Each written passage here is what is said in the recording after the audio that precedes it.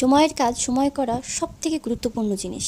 আপনি যদি time maintain করে চলতে পারেন তাহলেই আপনি সবথেকে ভাগ্যবান বা ভাগ্যবতী হতে পারবেন। তাই প্রত্যেকটা সময়কে, প্রত্যেকটা সেকেন্ড, প্রত্যেকটা মিনিটকে যথার্থ সম্মান করুন এবং তার সঠিক সদ্ব্যবহার করুন। মানুষের জীবনে উত্থান পতন আসবে, সমস্যা হাজারও থাকবে, কিন্তু এটাও বুঝতে হবে উত্থান যেমন আসে তেমন পতনও আসে। আবার হাজারো যখন সমস্যা যেমন সৃষ্টি হয়, ঠিক তার কোনো না কোনো সমাধান ঠিকই থাকে। তাই কখনোই হতাশ হওয়া চলবে না।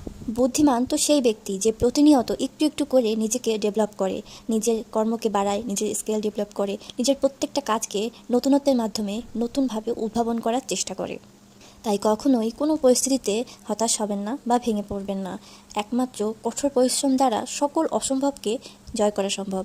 তাই যতটুকু সময় পাবেন নিজেকে সময় দিন, নিজেকে নিয়ে ব্যস্ত রাখুন, নিজের শরীরের যত্ন নিন, নিজের ভালো খাবারের প্রতি যত্ন নিন, নিজেকে কিভাবে কন্ট্রোলে রাখা যায়, ভালো রাখা যায়, সব সময় সে চেষ্টা করুন। তবেই আপনি আপনার লক্ষ্যে স্থির থাকতে পারবেন।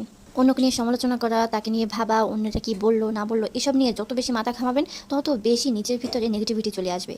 আর সবথেকে ভালো বা জ্ঞানী মানুষ সেই ব্যক্তি যে অলওয়েজ পজিটিভলি চিন্তা করে, সবসময় যার মাথায় নতুন কিছু করার চিন্তাভাবনা থাকে এবং পজিটিভ চিন্তাভাবনা অলওয়েজ যার ভিতরে কাজ করে। এটা কিন্তু অবশ্যই একটা চর্চার বিষয়। এর জন্য অবশ্যই আপনাকে সঠিক পরিমাণে ধৈর্য এবং যথার্থ চর্চার প্রয়োজন হবে। তবে হ্যাঁ, মানুষকে নিয়ে ভাবা যাবে না, বিষয়টা এমন না।